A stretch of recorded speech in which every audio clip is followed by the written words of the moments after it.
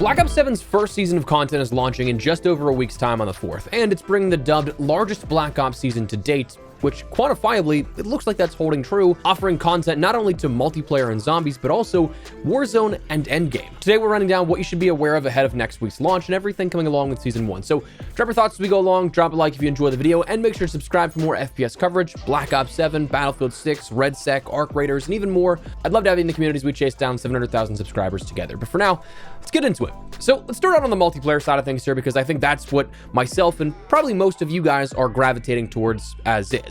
Multiplayer, we end up seeing 6+ maps introduced, 6+ modes, new streaks, weapons, and more. Starting with the larger sort of base of things here, the maps. At launch, we'll end up having 4 maps of Fate, Utopia, Odysseus, and Standoff. Then in season, we'll end up having another 4 plus a redacted map. So 5 total that we just don't know the full details of. We'll have Slayjacked, Meltdown, Yakai, Fringe again, and a redacted map coming at some point in season here. So starting out with the launch maps, Fate, this is a hallucinogenic state that you're brought into from campaign, personified into multiplayer. That Nicaraguan level with Menendez brought to life. You get the floating rock locations, the cathedral, the large machetes all throughout the map into the sky, reminiscent of Infection from Black Ops 3 a bit to me, mainly with the floating rock aesthetic. But anyways, small scale 6v6 map at launch with that one. Utopia is a new 6v6 map with a 3-lane design and a futuristic utopian cityscape, as the name would suggest, now turned into a guild research facility. Odysseus is another hallucinogenic map, this one taking place on the deck of the USS Obama from Black Ops 2.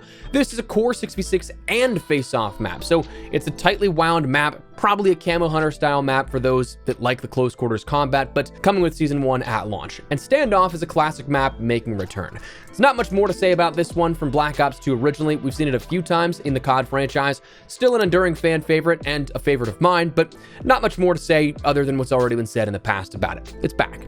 In season, we'll see Slayjacked, a Christmas-themed version of Hijacked. Meltdown is another Black Ops 2 remaster coming, though this one, I'm really interested to see how it plays in Black Ops 7, because obviously the pacing of games like Black Ops 2 are much different than what we see in Black Ops 7. But this was such a good competitive map back in the day, I'm curious to see how it plays in today's day and age. Also, it's cool that we have a remaster we haven't seen since Black Ops 2 compared to the dozens of remasters we've seen in that time, multiple times over.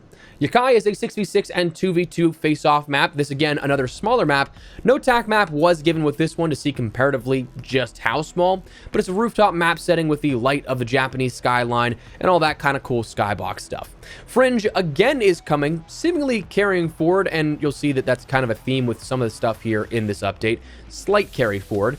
This to me kind of feels like it was initially maybe intended for this game with all the wall jumps, given the map wasn't changed at all for Black Ops 6 compared to the Black Ops 3 layout, and they just kind of bumped it maybe into Black Ops 6 for the hell of it. But like Black Ops 7, I think fits this theme of how the map plays with movement way better than Black Ops 6 did, but either way, whatever reason, it is returning and coming to Black Ops 7. And then we have, again, a redacted map that is listed, that no details were given about this explicitly unless you actually looked at the roadmap, because other than that, there's no mention of this in the blog post at all. Weaponry we'll end up seeing is the Maddox RFB, a rifle, the Sturmwolf 45 SMG, the Kagot or Kago SMG, the Sokol 545 LMG, the Hawker HX LMG, the Ballistic Knife, and the NX Ravager crossbow. So a few classics returning: the Maddox, the MP7, the UMP45, the Ballista, crossbow, and Ballistic Knife, all ones that we've seen kind of before in some capacity, but are fan favorites and are kind of a hard-hitting lineup for the first season of weaponry here. But we'll touch on all of these more in our usual sort of weapons of the season video upcoming later this week and into next.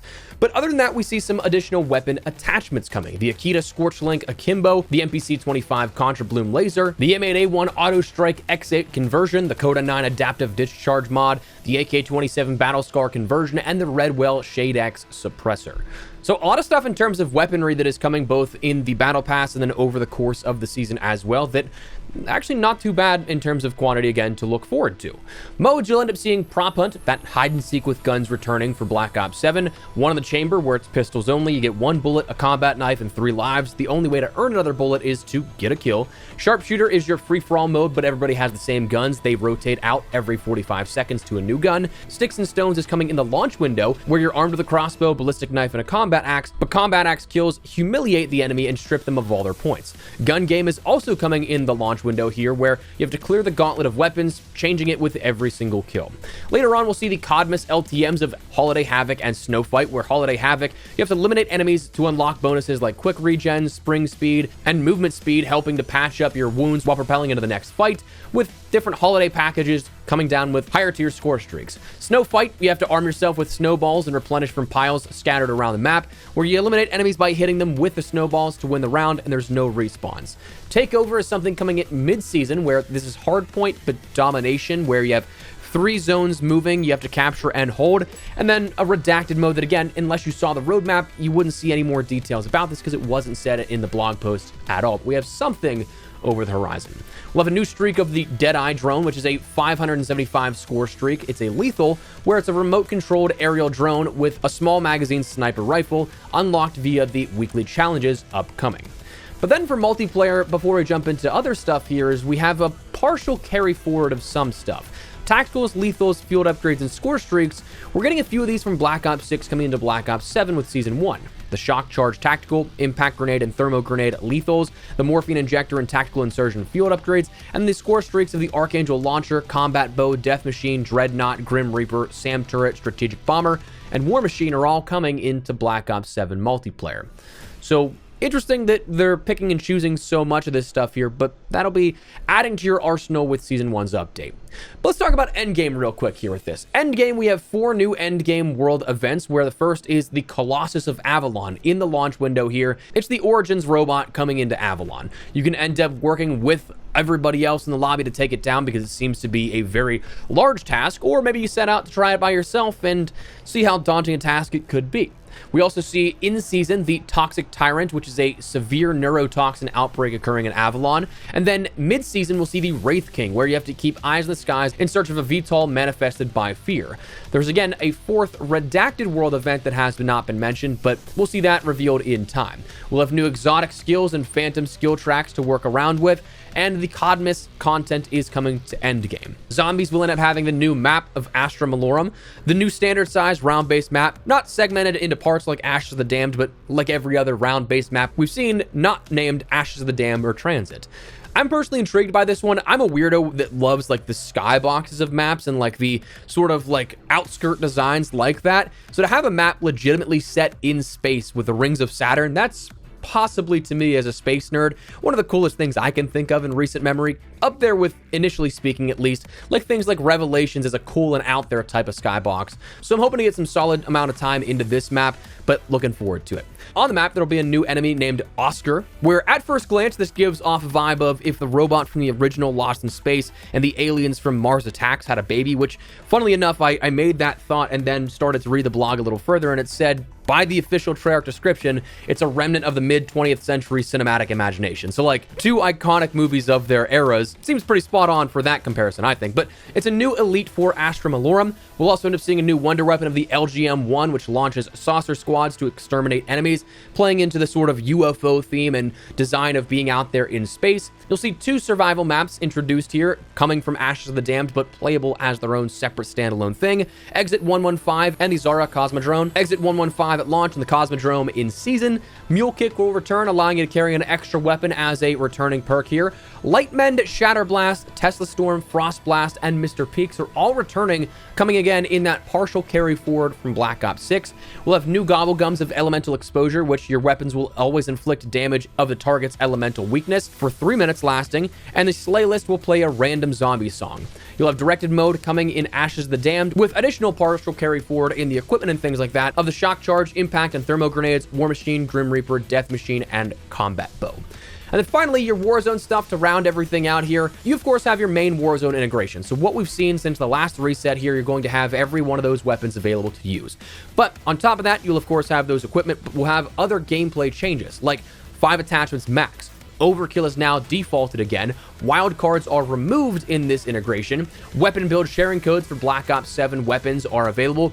not backwards compatible just yet, it seems, if they're going to be at all. The default of tac sprint has been removed. You're going to just have that regular Black Ops 7 sprint with a perk to enable that if you want it.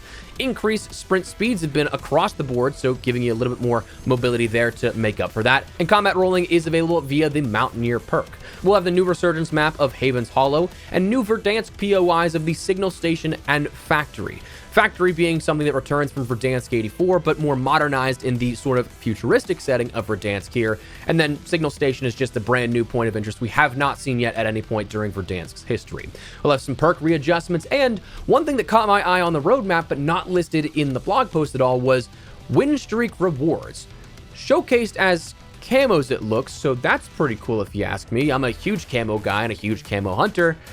So they may have reeled me back in trying to get these if they're like limited time seasonal rewards for win streaks. But anyways, that is Season 1 in a nutshell. We're going to be breaking down some more stuff here again, like a lot of the weapon discussion, what you need to know about that kind of stuff going into the weekend here. But as a top level glance, that is the Season 1 reveal and what you should know about coming out of the update next week. So that said, that's where we're going to wrap it up. Quantifiably, pretty large update on the horizon for Black Ops 7. I'm actually kind of looking forward to seeing what is available here and what it does for the game. Let me know your thoughts down below. Drop a like if you guys enjoyed the video, and make sure to subscribe to stay up to date with all things Black Ops 7, Battlefield 6, RedSec, Arc Raiders, and even more. I'd love to have in the community, but for now, thanks so much for watching. On has been Espresso. I'll see you later. Take care, and peace.